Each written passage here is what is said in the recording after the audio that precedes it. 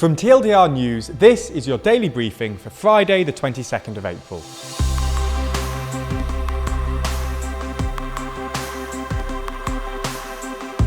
Good afternoon. Today we'll be discussing some of the biggest stories, including Zelenskyy's advice on referendums and developments in cancer research. We'll also be answering today's big question, what's happening at Disney World, as well as discussing the Privileges Committee's investigation into the Prime Minister. But first, the Pope's cancelled meeting. Plans for Pope Francis to meet with the Patriarch of the Russian Orthodox Church have been suspended, the Pope told an Argentine newspaper. Pope Francis was due to meet Patriarch Kirill in Jerusalem on June the 14th.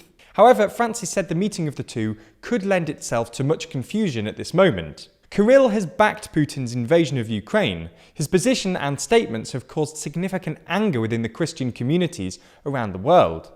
It would have been only the second time the two religious leaders had met. The first and only meeting was in 2016 in Havana, in what was the first ever meeting between a pope and a leader of the Russian Orthodox Church since the Great East-West Schism nearly 1,000 years ago.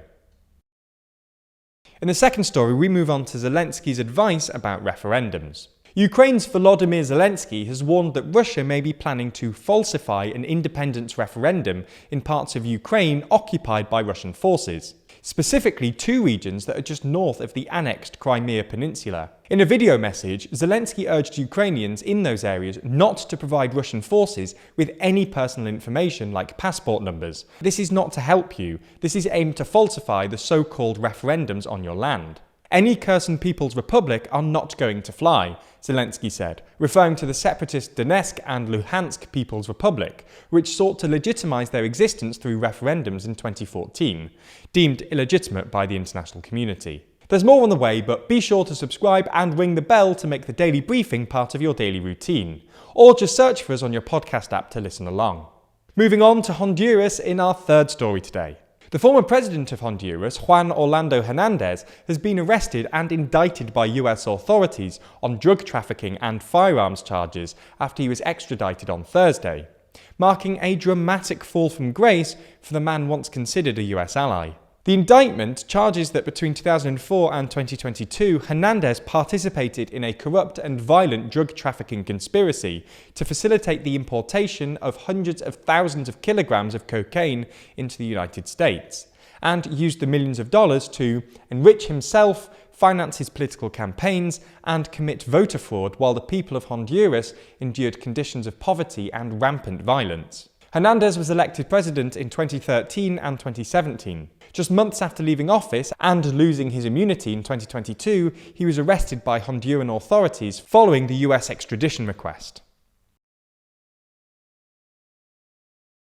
There has today been a huge revelation about how cancer is understood. As we know, cancer is when our healthy cells become corrupted and our cells grow and divide uncontrollably. Today's paper, published in the academic journal Science, looked at DNA data from the 100,000 Genomes Project and found mutational signatures that could be key to cancer developing. Specifically, the research found 58 new patterns of genetic alterations, as well as confirming others that were found by other international research projects. The scientists on the study have described it as an archaeological dig of cancer in the UK, and that the results could hopefully improve both diagnostics and treatment. In the fifth story today, we're going to move back to the UK. Yesterday was a particularly explosive day in the House of Commons. Earlier this week, it was announced that Lindsay Hoyle, the Speaker of the House, would allow a vote on whether the Prime Minister was referred to the Privileges Committee. The committee would investigate whether Johnson had misled the House. It was expected that this would be voted down as the government would enforce a three-line whip. This means that Tory MPs would be told under no uncertain terms to vote down the investigation. There was even some speculation that the government would insert a so-called wrecking clause, which would delay the vote on whether Johnson was investigated until after the publication of the Sue Gray report. In the end, though, no wrecking clause was included, and no three-line whip was implemented. As such, the investigation was approved by the Commons without a formal vote. If you want to hear more about this story, then you'll be happy to hear that Nelson and I discussed how parliamentary power works and how the government is held to account, using yesterday as an example of this. If you want to hear this conversation, then you can check it out on Nebula. That's all we have time for on YouTube today, but if you want more, including answering today's big question, what's happening at Disney World, and our discussion about the Privileges Committee, then watch the extended edition of the Daily Briefing over on Nebula.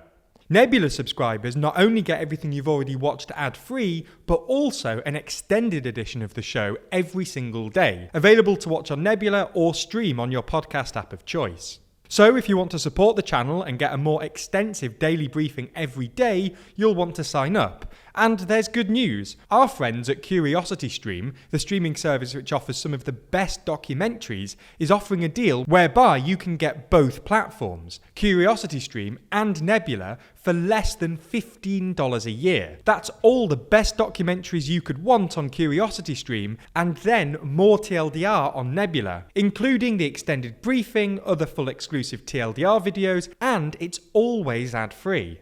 Click the link below to get both services for less than $15 a year and support the channel.